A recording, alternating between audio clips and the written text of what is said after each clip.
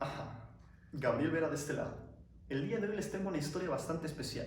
Les voy a hablar cómo es que funciona el coronavirus y cuál es la respuesta del sistema inmune ante una amenaza externa.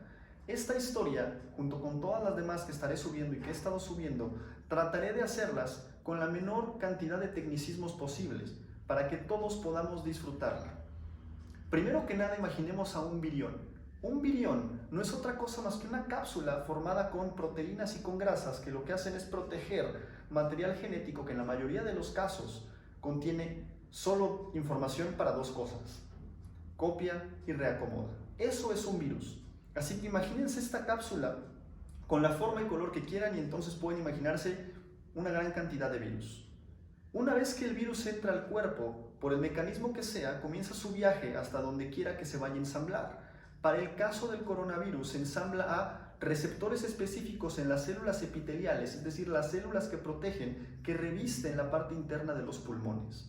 Una vez que llegue el virus, se ensambla a la célula que va a ser su huésped y lo que hace es descargar su material genético. Nosotros podríamos decir que un virus no está vivo porque carece de capacidad intrínseca para poder reproducirse. De hecho, necesita la maquinaria de replicación de una célula anfitriona para poder sacarse copias. Y eso es justo lo que va a hacer. Cuando inyecta su material genético se las arregla para llegar a la maquinaria de replicación y se ejecutan los dos comandos que tiene: copia y reacomoda. Y entonces comienza a hacer uso de los recursos de la célula para poder sacarse muchas y muchas copias. Una vez que los recursos de la célula se acaban, se ejecuta un último comando, que es autodestrucción, y la célula se muere, liberando a todas estas copias que infectan a las células que están adyacentes, y el ciclo se repite y se repite y se repite. Hasta este momento el cuerpo no sabe que algo anda mal, y esto es a lo que se le conoce como periodo de incubación. Es el tiempo en el que tarda el cuerpo en darse cuenta que algo está mal. Para el caso del coronavirus, y dependiendo de las capacidades intrínsecas de cada una de las personas que pueden estar infectadas, esto varía entre 7 y 10 días. En algunas personas son más, en algunas personas son menos. Y es ese momento en el que el cuerpo se da cuenta cuando a la batalla llega alguien muchísimo más letal que el coronavirus: nuestro propio sistema inmune. Para ese momento, al menos 10 días después, hay millones de células epiteliales de los pulmones infectadas con coronavirus y hay billones de copias rondando en los pulmones por ahí. El sistema inmune está compuesto por grandes cantidades de células que se encargan de encontrar y destruir amenazas externas. Yo solo me voy a enfocar en dos de estas células: los neutrófilos y los linfocitos tipo T, que de hecho es la artillería pesada que tiene nuestro cuerpo. Los neutrófilos, imagínenlos como esferas, se encargan de liberar enzimas que disuelven y destruyen cualquier cosa que sea considerada como una amenaza, mientras que los linfocitos tipo T no son tan destructivos, son mucho más selectivos, pues ensamblan a células que están enfermas y lanzan un comando para que la célula se muera. Y entonces grandes cantidades de estas células llegan a la infección para intentar contenerla y destruirla. Y es aquí donde los problemas comienzan, porque el coronavirus infecta algunas de estas células y entonces los neutrófilos y los linfocitos tipo T comienzan a enfermarse. Y una vez enfermos, comienzan a atacar tanto a buenos como a malos. Recordemos que las células no tienen ojos y tampoco tienen manos. De hecho, ellas se guían en la mayoría de los casos y para la mayoría de los procesos por proteínas conocidas como citocinas, que son las que los regulan y les dicen hacia dónde ir. Entonces, una vez infectados y confundidos, comienzan a destruir prácticamente cualquier cosa que tengan enfrente. Y entonces el cuerpo, al darse cuenta de la confusión, empieza a mandar muchos más de los que debería de enviar. Y se empiezan a atacar entre ellos, y los neutrófilos liberan enzimas y comienza la destrucción de células buenas y malas, mientras que los linfocitos tipo T se ensamblan a células buenas y les dicen que se maten, y a células infectadas y también las comienzan a matar. En condiciones normales, el cuerpo no le debería de tomar más que unos cuantos días darse cuenta de la confusión, retomar el control y expulsar el virus. Pero en ciertos casos la situación se puede poner bastante más dramática, porque al cuerpo le puede costar, por alguna razón, más tiempo de darse cuenta que algo anda mal, y entonces sigue malgastando fuerzas y sigue autodestruyendo.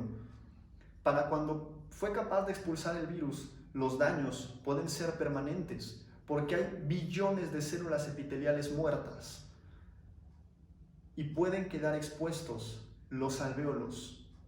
Los alvéolos son los lugares donde ocurre la respiración, donde ocurre el intercambio de gases al interior de nuestros pulmones. Imaginen a los alvéolos como pequeños racimos de uvas, millones de ellos al interior de nuestros pulmones, y están recubiertos por las células epiteliales, que por cierto, los neutrófilos y los linfocitos tipo T, los buenos y los malos, los destruyeron, o bueno, propiamente los buenos y los infectados. Así que para ese momento los alvéolos están expuestos, y las fuerzas y la capacidad de ataque del cuerpo está total y absolutamente mermada. Entonces, es ahí cuando algunas de las bacterias que otrora no deberían representar un gran problema para el cuerpo comienzan a reproducirse prácticamente sin control. El cuerpo intenta responder, pero sus fuerzas están agotadas. Cuando una persona suele estar enferma, no nada más su estado anímico es lo que disminuye, normalmente pasa por largos periodos de mala alimentación y de mala hidratación, lo cual, aunado al exceso, al sobreesfuerzo que le llevó a expulsar el virus, pues terminan por mermar aún más la capacidad de respuesta. Entonces prácticamente las bacterias no encuentran ninguna resistencia y se empiezan a reproducir y a reproducir y a reproducir. Y entonces pueden ocasionar enfermedades mucho más graves que el coronavirus como tal. De hecho, seguramente en algunas noticias pudieron haber escuchado que hay gente que se recuperaba de coronavirus, pero después les daban extrañas neumonías y desgraciadamente fallecían. Bueno, esta es la explicación. Una vez que se curaban de coronavirus, los enviaban a sus casas, pero las bacterias comenzaban a incubarse y a reproducirse sin control, produciendo neumonías que más tarde le producirían la muerte a estas personas. Pero si hemos puesto atención hasta este momento de la historia, nos daremos cuenta que los grandes daños en nuestro propio cuerpo ni siquiera son ocasionados por el coronavirus, porque de hecho el coronavirus no nos está buscando hacer daño. Él solo está buscando una célula anfitriona para sacarse copias. Y es la respuesta tan violenta del cuerpo la que causa los problemas, porque no nada más causa la destrucción de las células epiteliales. En el proceso puede producir grandes cantidades de mucosa o puede subir y bajar la fiebre, y en el proceso nos puede matar a nosotros mismos. Por lo que el sistema inmune necesita de estricta regulación para no causarnos daño. Así que